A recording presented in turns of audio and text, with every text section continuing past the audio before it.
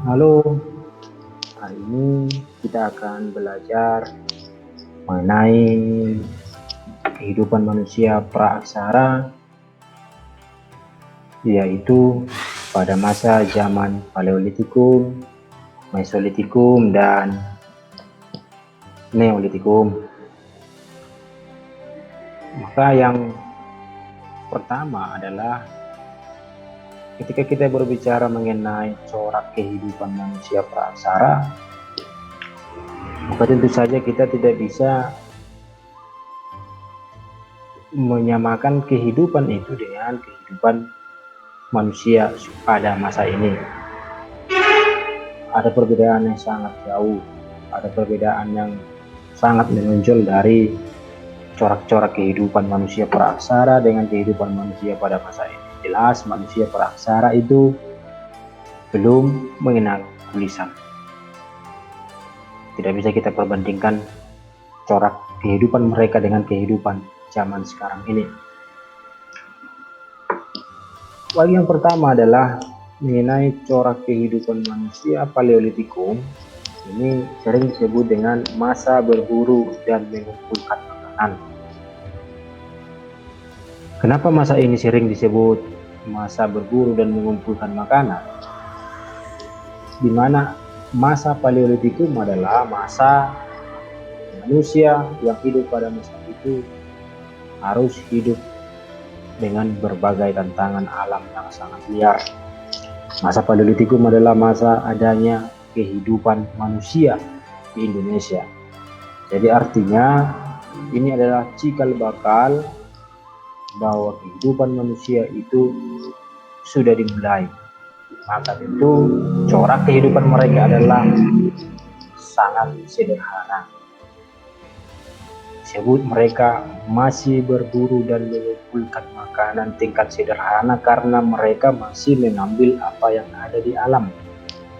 Mereka hanya mengharapkan apa yang ada di alam saja. Mereka itu berkelompok kecil, hidup berkelompok kecil, tujuannya untuk mempermudah ketika mereka berburu dan juga untuk melindungi dari serangan-serangan binatang buas. Mereka juga sering dikenal dengan istilah berpindah-pindah atau nomaden. Kenapa mereka berpindah-pindah?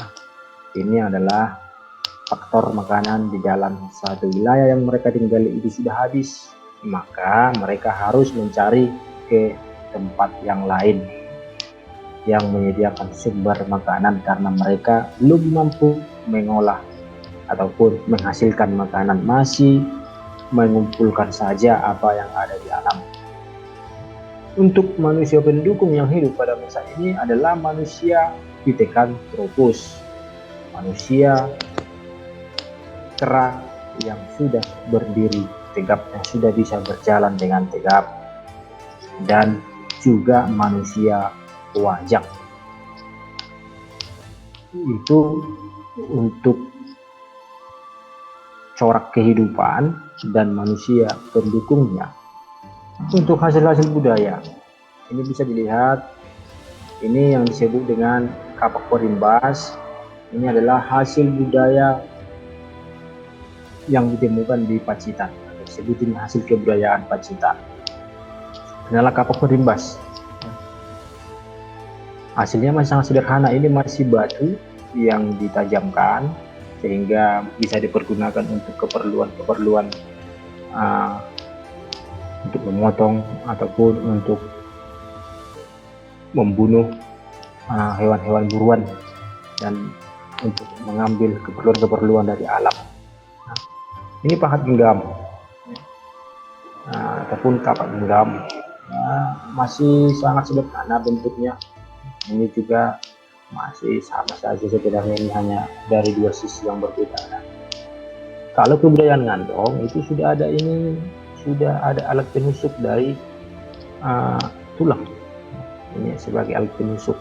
Ini masih Paleolitikum, hasil kebudayaan zaman Paleolitikum atau corak kehidupan di mana manusianya masih berburu dan mengumpulkan makanan. Ini sudah ada alat penusuk. Ini juga dari batu tapi kegunaannya sebagai alat penunjuk. Ini perbedaan dari budaya yang ditemukan di Pacitan dan budaya yang ditemukan di Nandong. Tapi ini adalah hasil peninggalan dari masa Paleolitikum. Yang kedua, Mesolitikum itu adalah disebut dengan masa berburu dan mengumpulkan makanan tingkat sederhana, tingkat lanjut. Yang pertama tingkat sederhana atau Paleolitikum, yang kedua itu adalah tingkat lanjut atau Mesolitikum. Ini sudah ada usaha mereka untuk tinggal secara tidak tetap, ya. Ada perbedaannya. Kalau tadi di Paleolitikum mereka memang masih berpindah-pindah saja, tapi di Mesolitikum sudah ada usaha untuk tinggal walaupun secara tidak tetap, yaitu di gua-gua, ya, maupun itu ada di dekat pantai. Itu yang mereka pilih. Sudah ada kemajuan corak kehidupan antara Paleolitikum dan Mesolitikum. Mereka tidak lagi sepenuhnya berpindah-pindah, karena di sini sudah mulai ditemukan masa bercocok tanam walaupun masih sangat sederhana. Mereka sudah bisa menghasilkan sesuatu dari alam walaupun masih dalam tahap yang masih sangat sederhana. Maka dikatakan di sini adalah berburu dan mengumpulkan makanan tingkat lanjut. Corak kehidupan mereka tinggal di gua dan tinggal di pinggiran pantai. Pada masa ini sudah mulai ditemukan api. Maka apa hubungannya api ini dengan bentuk kehidupan mereka? Maka tentu diperkirakan pada masa ini mereka sudah mulai memasak makanan mereka. Karena mereka sudah mengenal api banyak manfaatnya pada masa itu. Sebagai alat penerangan, sebagai alat untuk menghalau binatang-binatang buas, bahkan juga untuk memasak makanan pada ketika itu. Karena berdasarkan hasil penelitian bahwa pada masa Mesolitikum itu sudah ditemukan bentuk-bentuk bakal pertanian. Jadi mereka itu bertani, tetapi mereka berpindah-pindah sesuai dengan kondisi kesuburan tanah. Jadi manusia yang hidup pada masa ini adalah sudah jenis Homo, bukan lagi jenis manusia kera atau seperti zaman Paleolitikum sudah jenis Homo. Inilah hasil budaya zaman Mesolitik. Ini kapak genggam Sumatera. Jadi pada masa Mesolitik juga sudah ditemukan tulang dan benda peralatan hidup yang dibuat dari tulang. Ini bisa kita amati adalah sebagai alat-alat untuk menusuk, sebagai alat penusuk. Ini dari batu, ini dari tulang. Jadi ini juga alat-alat pada masa Mesolitik. Ada yang dari tulang, ada yang dari batu juga. Artinya pemanfaatan ini adalah untuk mempermudah mereka dalam melakukan pencarian makanan, untuk melindungi diri, untuk mempermudah pekerjaan, yang bisa dipergunakan dalam kehidupan mereka. Selanjutnya adalah yang disebut dengan masa Neolitik atau masa bercocok tanam. Di dalam sejarah Indonesia, zaman Neolitik itu disebut sebagai masa di mana terjadinya revolusi kebudayaan di Indonesia. Revolusi kebudayaan pada masa kehidupan manusia praksara. Apa yang mendasari pendapat tersebut adalah karena pada masa ini kehidupan manusia pendukungnya sudah jauh lebih maju.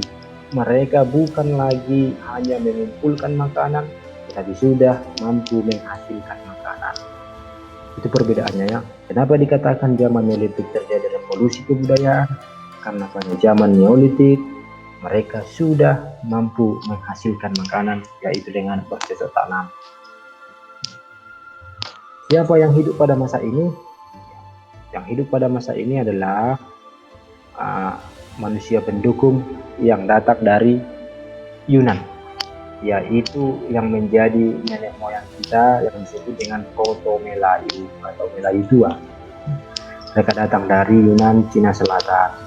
Mereka sudah membawa kebudayaan yang lebih maju daripada budaya-budaya sebelumnya. Jadi hasil kebudayaannya ini disebut dengan kapak persegi. Kapak persegi ini dari bentuknya,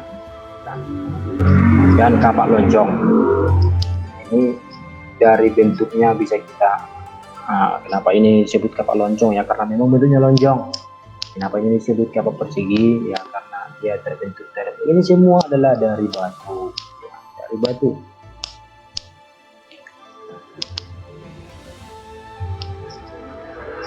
Pada zaman Neolitik ini adalah perubahan-perubahan besar itu terjadi, mulai dari mereka sudah tinggal menetap, sudah mulai membentuk perkampungan-perkampungan, peralatan hidupnya juga sudah lebih maju, sudah mulai terlihat bentuknya. Mereka sudah bercocok tanam, sudah menghasilkan makanan. Mengapa ini bisa terjadi? Mengapa bisa kebudayaan di zaman Neolitik lebih maju? Kita harus menyadari bahwa ketika masuknya Proto Melayu dari Yunan, mereka sudah membawa budaya yang lebih maju. Mereka sudah membawa kemampuan bercocok tanam dari tempat kedatangan mereka sampai di Indonesia. Jadi, karena itu ada kemajuan besar terjadi di Indonesia ketika mereka sudah sampai. Jadi ini adalah merupakan sebuah pembelajaran bahwa kita tidak bisa menutup diri dari kedatangan orang luar, bahwa kita melihat begitu banyaknya suatu kelompok masyarakat itu akhirnya mengalami kemajuan itu ketika mereka terbuka menerima adanya pendatang dari luar. Biasanya pendatang itu memiliki kemampuan yang lebih dari masyarakat setempat.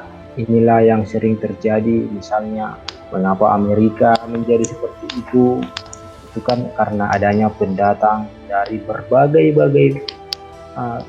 negara, berbagai daerah pada ketika itu dari Eropa.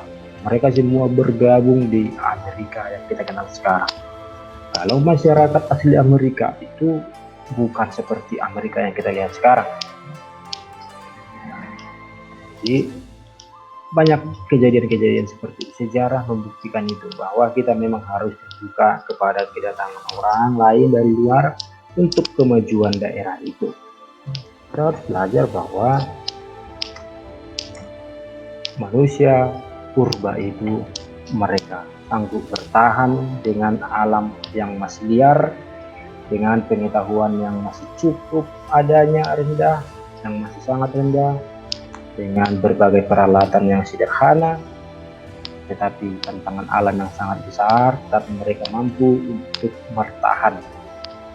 Maka dengan zaman yang sudah maju ini, kita juga harus mampu untuk bertahan dari segala tantangan yang ada, karena kita sudah jauh berbeda dari mereka dari segi pengetahuan, kemampuan, dan teknologi.